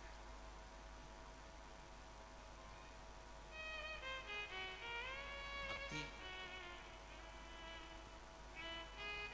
पत्नी ने देखा कि बूढ़ा उठा, शिव के रूप में उठकर उसने चावल का दाना डाल दिया। दासी मैया ने जो शंकर भगवान का दर्शन करा, शिव जी ने कहा मांग तुझे क्या चाहिए। ये कलिकाल की कथा है, कलयुग की बहुत पीछे की कथा नहीं है, बहुत पीछे की, मात्र 300 साल पुरानी, ज्यादा पुरानी। क्या चाहिए तुझको, मांग ले, क्या दूं तुझको। दासी मैया कहते हैं कुछ नहीं चाहिए, कुछ। जो अतिथि आए पेट भर कर खाए जाए, इससे बढ़कर सुख और कुछ नहीं। शिव महापुराण की कथा कहती है, उमा संहिता कहती है, देवादिदेव महादेव का चरित्र कहता है, जब आपके घर में अतिथि आए, मेहमान आए, तो उसको भोजन कराइए। भोजन करा नहीं सकते तो उसको पानी पिलाइए। पानी नहीं पिला सकते तो उसको आसन देकर बिठा दीजिए। अतिथि मेहमान अगर तुम्हारे यहां आया, कोई आया, तो उसको भोजन कराओ। भोजन नहीं है आपके यहां, नहीं खिला सकते, पानी पिला दीजिए। पानी भी नहीं पिला सकते, ज्यादा अकड़ में जिंदगी जी रहे हो, तो आसन दे दो। बैठो साहब, सोफा लगा है साहब, कुर्सी लगी है साहब, आसन दे दो, बिठा दो। आसन भी नहीं दे सकते तो मीठी वाणी दे दो, और मीठी वाणी भी नहीं दे सकते तो अपने चेहरे की मुस्कुराहट दे दो।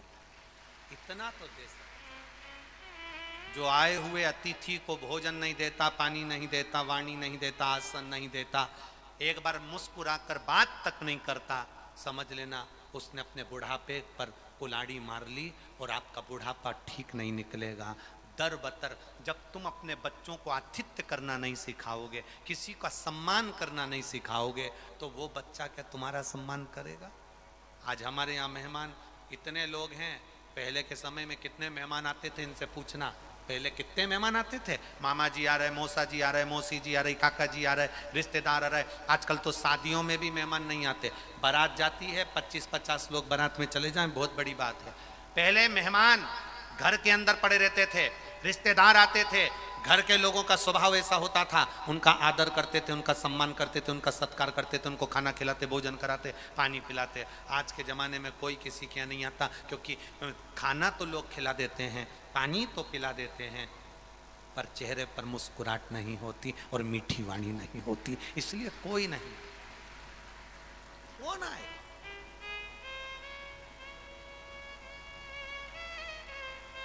अहम की जिंदगी से दूर हो जाओ, अहंकार की जिंदगी से दूर हो जाओ। ब्रह्मा जी के भीतर थोड़ा सा अहंकार आया, थोड़ा सा। जब हम अहम की जिंदगी से दूर हो जाते हैं तो भगवान सुन लेता है। एक पत्र आया है,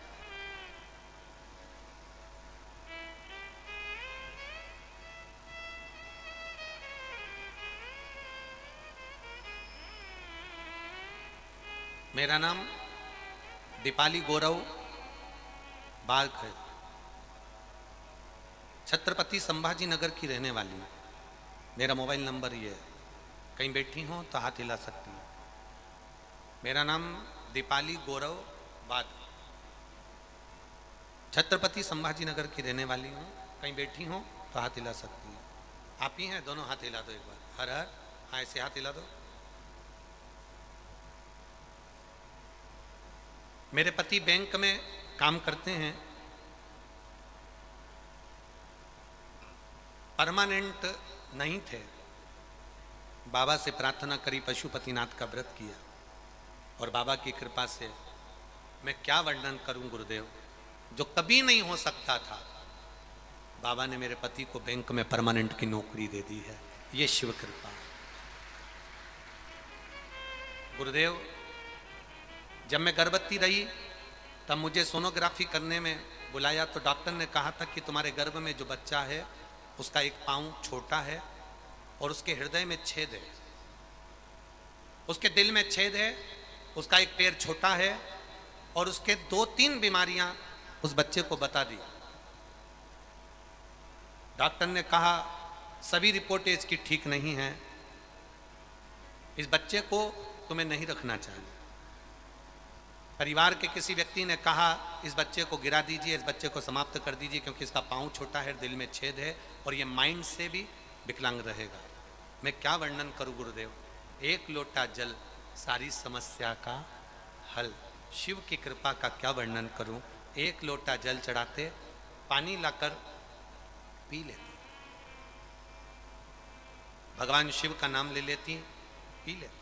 आपने कहा था एक नारियल पर सिर से लेकर पांव तक की मोली को लपेटकर शंकर भगवान को दे देना, बच्चा स्वस्थ होगा। बस उसी पर मैंने विश्वास करा, शिव जी को एक श्रीफल दे दिया और बाबा की कृपा से मेरे घर में बेटे ने जन्म लिया।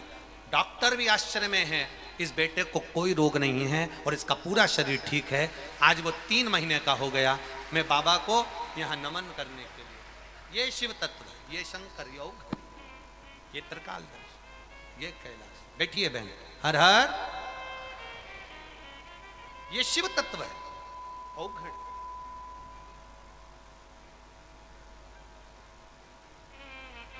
खाली न जाता कोई दर से तुम्हारे, मैं भी खड़ी हूं बाहें पसारे।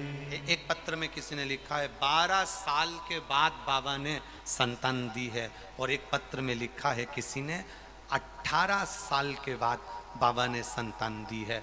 बाबा से यही प्रार्थना है, आपकी गोदी भरी रहे। शिव तत्व बहुत पत्र, बहुत, जिसमें आप लोगों ने अपने अपने भाव लिखे हैं। किसी के 12 साल के बाद संतान हुई, किसी के यहाँ 10 साल के बाद संतान हुई। ये शिव कृपा। एक माँ ने लिखा है, गंगाबाई रामराव रंगे जालना महाराष्ट्र से हैं, कहीं बैठी हो तो हाथ हिला सकती हैं। गंगाबाई रामराव रंगे जालना महाराष्ट्र। मेरा बेटा लगभग 10 साल से सरकारी नौकरी के लिए तैयारी कर रहा था, कहीं बैठी हो तो हाथ हिला सकती हैं। 10 वर्ष से सरकारी नौकरी के लिए तलाश कर रहा था, पर नौकरी की तैयारी करता पर हार जाता। गुरुदेव, अभी 1 साल पहले से आपकी कथा सुनना चालू करी, वो भी किसी दूसरे को पानी चढ़ाते हुए देखा, मंदिर जाते हुए देखा। मैं कभी मंदिर नहीं जाती, पानी नहीं चढ़ाती। देखा तो मैंने पूछ लिया कहाँ जा रही हो, तो उसने कहा शिव जी को जल चढ़ाते हैं, 1 लोटा जल सारी समस्या का हल। बस मैंने भी जल चढ़ाना प्रारंभ करा। अपने बेटे से कहा तू भी जल चढ़ा। बेटा मानने को तैयार नहीं, पढ़े लिखे बच्चे कहाँ मानते हैं गुरुदेव। पर बेटे ने भी जल चढ़ाना प्रारंभ करा, मैंने भी जल चढ़ाना प्रारंभ करा, पशुपतिनाथ का व्रत करना प्रारंभ करा। और बाबा की कृपा से बेटा जब सरकारी नौकरी के लिए अप्लाई करने गया तो शहद लगाकर बेलपत्र शिव जी को चढ़ाकर गया। आज महाराष्ट्र पुलिस के खाने में मेरा बेटा नौकरी कर रहा है। मैं बाबा को प्रणाम करने के लिए, ये शिव तत्व है, योगड़ी है। खाली ना जाता कोई दर से तुम्हारे, और मैं भी खड़ी हूं बाहें पसारे। अपने हृदय से लगा लो लगा लो, गिरी जा रही हूँ उठा लो। ये कहीं शिव की कृपा है। आप इतने आए हुए भक्तों को भोजन करा रहे हो, आप इतने आए हुए भक्तों को पानी पिला रहे हो।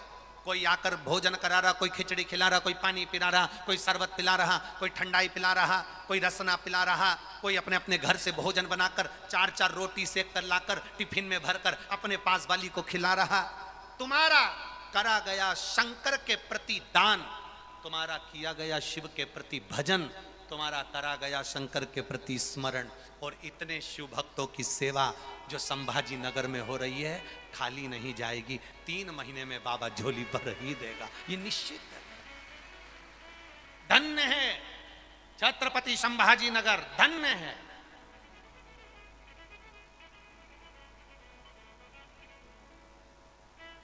समर्पण है आप।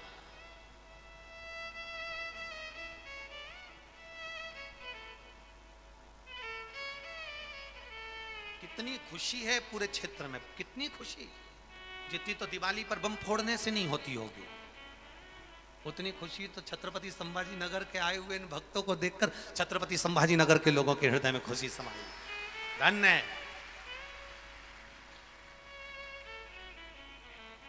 करो सेवा। 7 दिन के लिए आए हैं ये शिव भक्त। 8वें दिन, 7वें दिन जब कथा पूरी हो जाएगी 12 बजे के बाद एक शिव भक्त तुम्हें नजर नहीं आएगा।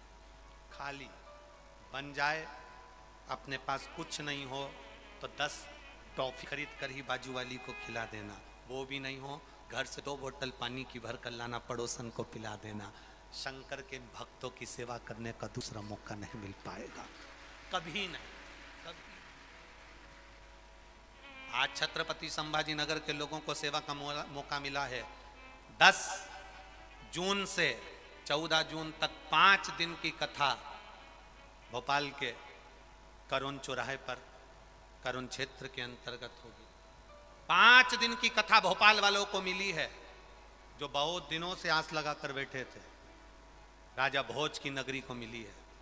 वहां पर जितने भोले के भक्त हैं पूरे भोपाल वासियों, लोग कहते हैं कि भोपाल के लोग आगे नहीं आते। मेरा विश्वास करता है वो कथा इतिहास रचेगी और पूरे भोपाल के लोग भोले भक्त, भोपाल मध्य प्रदेश के एक एक भोला भक्त, वो भोपाल नहीं है, वो भोला का भाव भोजपुर है, वो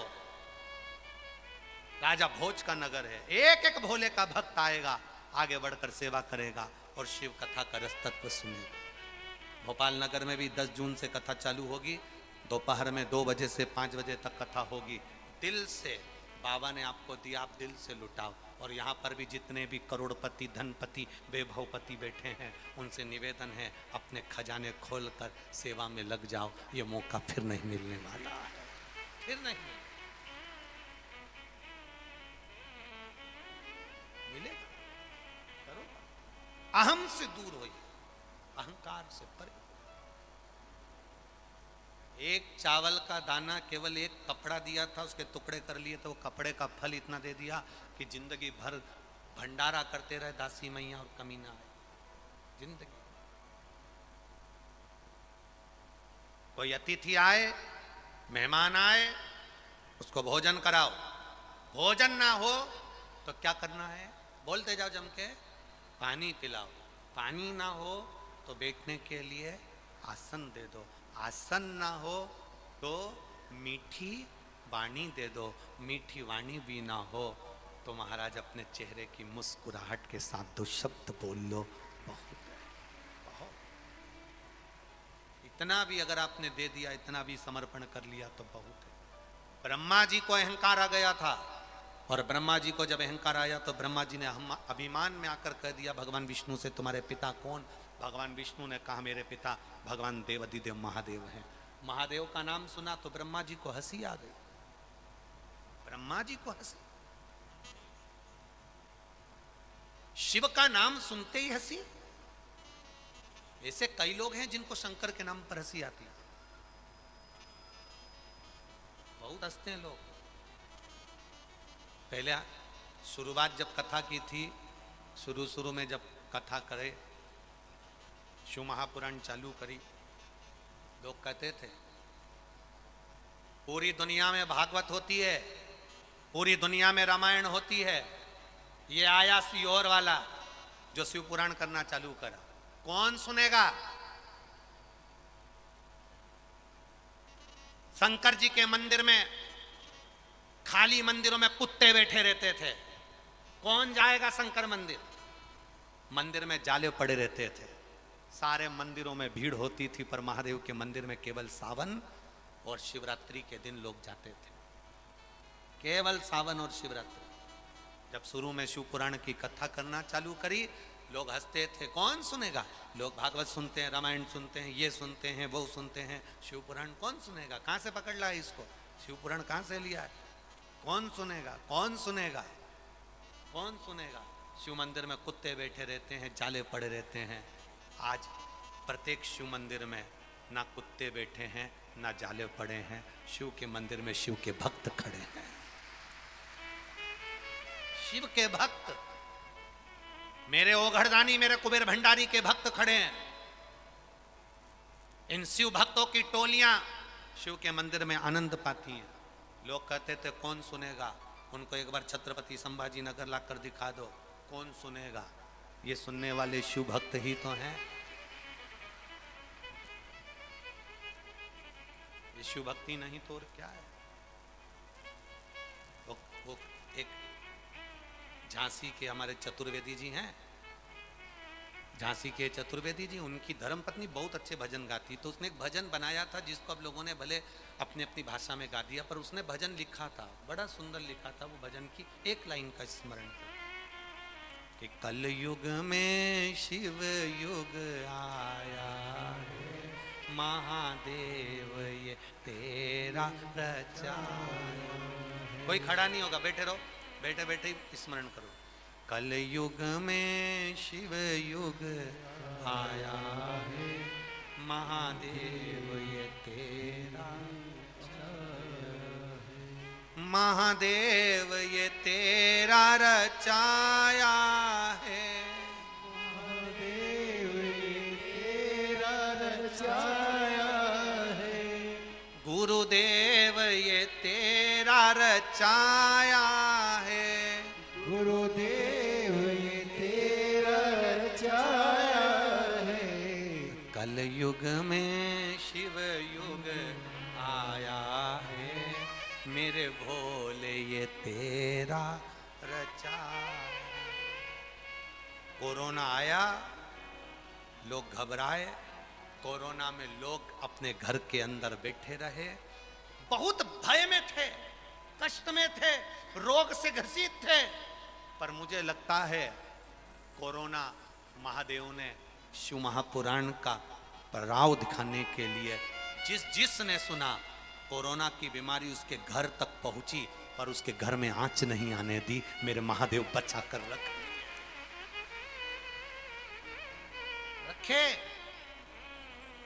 कोरोना जैसी बीमारी में दूसरे देश, चीन और किस किस देश का नाम लूं, मैं नाम नहीं लेना चाहता, आप समझ जाओगे। चीन जैसे ऐसे ना जाने कितने देश, और हमारे पड़ोस के भी ना जाने कितने देश जो उचक रहे थे धन और वैभव में, जहां से लोगों ने देखा कोरोना कोरोना कोरोना चारों तरफ फैला था, मेरे भारत में भी आया, पर भारत का बच्चा बच्चा शंकर की कथा में ऐसा रम गया कि कोरोना कब आकर चले गया और मेरा राष्ट्र मजबूत की मजबूत बना रहा। आज भी दूसरे राष्ट्र रो रहे हैं, कर्जे में डूबे हैं, और आज भी लाखों लोग उनके मर रहे हैं और उबर नहीं पा रहे, कर्जे में डूबते चले जा रहे, भूखमरी आ रही है, पर मेरा भारत देश आज भी वैसा की वैसा ही और उन्नति पर चढ़ता चला जा रहा है।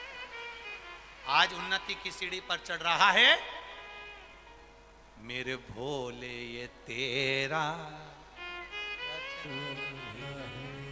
कल युग में शिव युग आया, मेरे भोले ये तेरा। जिस राष्ट्र की भूमि पर, जिस देश में शिव महापुराण की कथा निरंतर चलती है, चाहे टीवी के माध्यम से चले, मोबाइल के माध्यम से चले। घर में एक एक कॉलोनी में, एक एक मल्टी में अगर दो लोग भी, दो परिवार के व्यक्ति भी अगर कथा सुन रहे हैं, दुकानों पर अगर शिव महापुराण की कथा, नगर में, शहर में, भारत की भूमि पर कहीं ना कहीं शिव कथा अगर हो रही है, समझ लेना उस राष्ट्र को कोई नहीं दबा सकता, क्योंकि उसका हाथ महादेव ने पकड़ कर रखा है। महादेव संभाले हुए हैं। हमारे भारत की भूमि के 4 शंकराचार्य, 4 पीठ पर जगत गुरु शंकराचार्य जी ने पहले ही शंकर भगवान को 4 जगह पर विराजमान कर दिया। एक जगह केदारनाथ, दूसरी जगह रामेश्वर, तीसरी जगह भूतेश्वर।